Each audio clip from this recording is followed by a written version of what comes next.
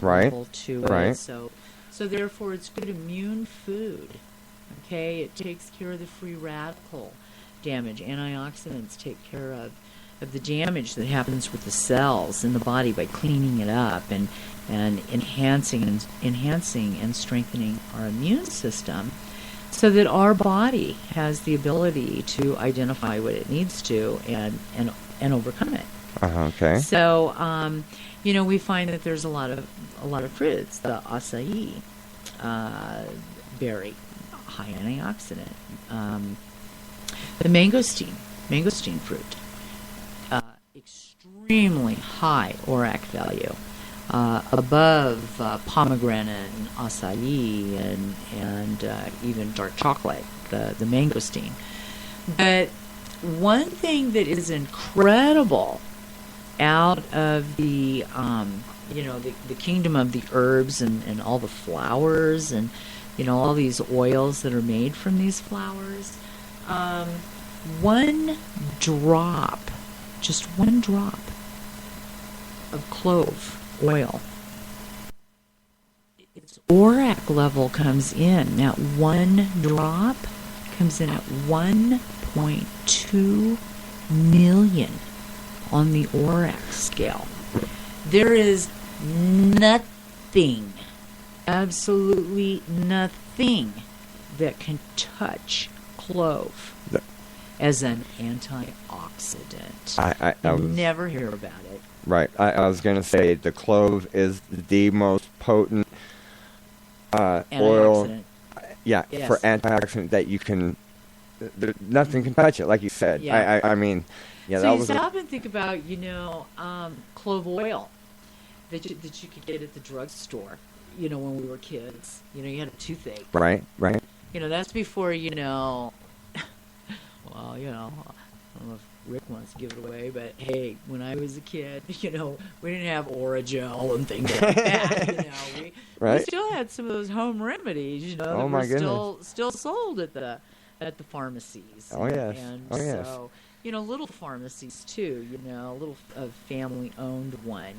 Where the dad was the pharmacist and mom, was at the cash register, and the kids were the stalkers and stuff. And so, truly a mom and pop pharmacies. And, it was not uncommon to be able to find, cool things, bag balm. It's really hard to find bag balm now, it's and that's... It's called Udder Balm now.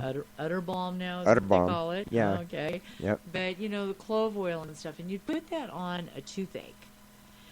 And, it would numb it immediately because of the properties that it has for pain. Plus, then, what was going on, which usually an infection from a cavity, maybe an abscess, it took care of it. Right. And you were able to make it to the dentist, the next day if this flares up in the middle of the night, you use the clove oil on it. But, well, I mean, what did people use that, when they, can't go to the dentist, and just, it was those cloves, that because, I mean, those abscesses can be deadly, if they rupture and you, swallow any of that, right, so that's where, they relied on those cloves. Dental as well, it can make it past the blood-brain barrier. It can make it into the brain. I mean, there are people who have died, sure, from an abscess tooth that made its way into the brain. Oh, I don't doubt that one bit. So it's pretty serious stuff. But you stop and think about that. They use the clove, and it helped get the infection under control. And, now you go in and you're on antibiotics before they're going to pull that tooth. But, you get the cloves and stuff on it, and you go in and, they were able to take care of the tooth, or, if you're an older, pull it. But, so clove oil, one drop of it is 1.2 million on the ORAC scale. So wow.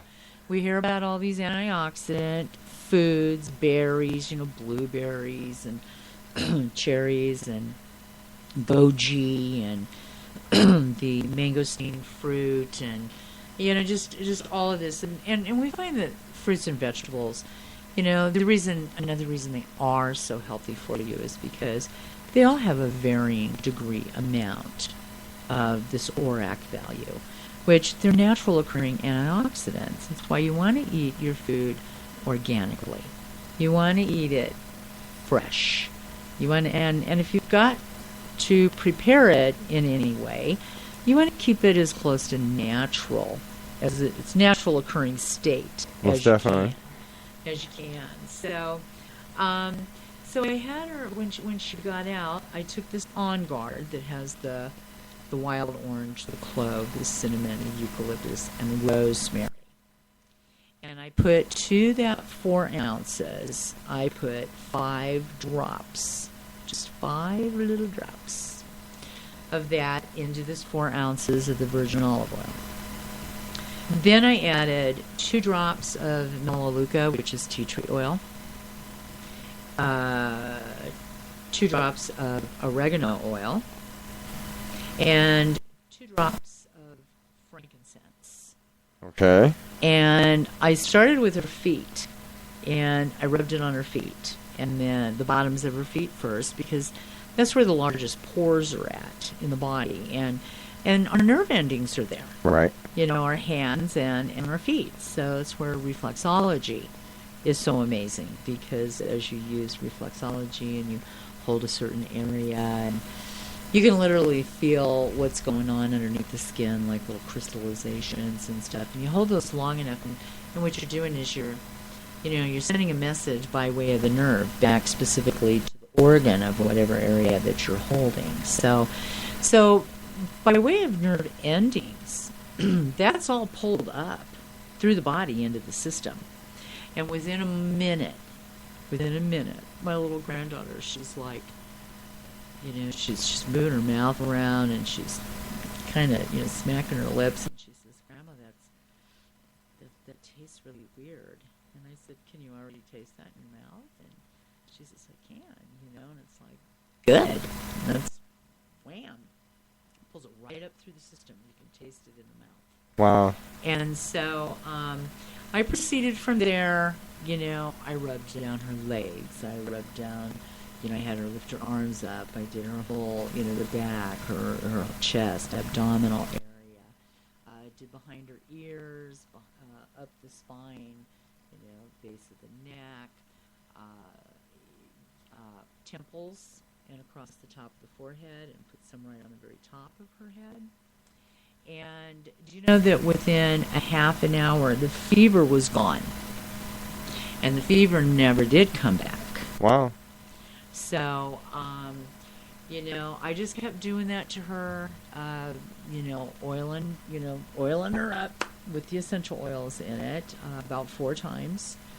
And then I had her take just from, the things at home that she gets every day, but I did kind of double up on some of them, because, when you're sick, you need 5 to 7 times the amount of nutrition. The recommended daily allowances, and I've talked about this before, is that recommended daily allowances are just enough to keep you breathing. It's just, it's to maintain, and usually the dosage, whatever you see as a dosage on, herbs and vitamins, minerals, is, that's to maintain your health. So in order to overcome something, you need to do, 5 to 7 times. So I didn't do 5 to 7 times because I had her slathered all over with this, with the oils, and by this time, I've made a smoothie with 1/4 of a pineapple chopped up in it, and a tablespoon of slippery elm in that, slippery elm powder, which you can get at kingdomofhealing.com.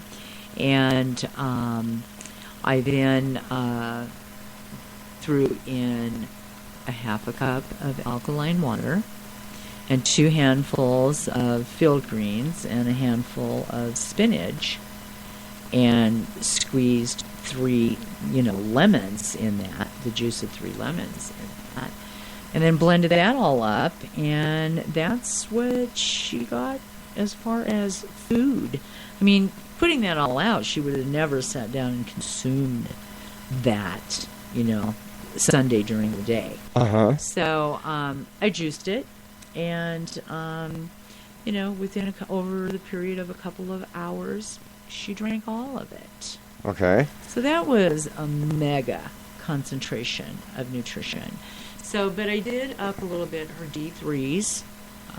She's got the KingdomHealing.com. You can find the Sunshine Hero line for the kids, and they're really yummy. They're in a base of antioxidant fruits and vegetables, and then so all of them, I gave her multivitamins, and then there's the chewable elderberries, which elderberries also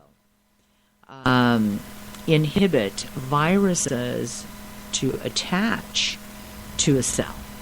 So to get into the cell. So elderberry prevents it from attachment. So I tripled those because they're just all fruits and elderberry, and it's just really good. And then D3, because her bones were hurting, and D3 is it's a sunshine vitamin. It's good for the immune system. It strengthens the immune system. So I gave her the D3s and a tablespoon of the liquid calcium.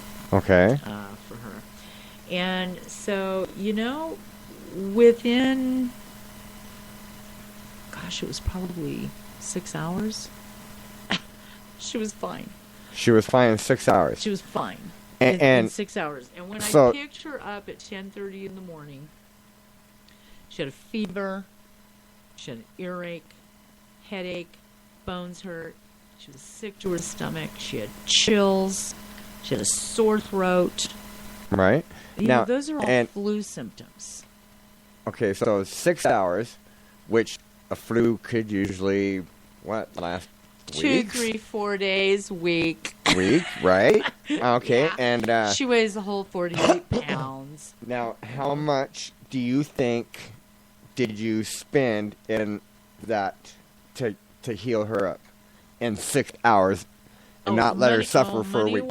Money-wise, how much do you think? How much did you think that whole treatment cost you? Oh gosh, I don't know. If you, separate from taking what everything cost, I guess if I figure out what I used of what I had, what the cost for that treatment, natural treatment would have cost, probably under $10. Under $10. Wow. I mean, under $10. Okay, so let's figure that out. $10.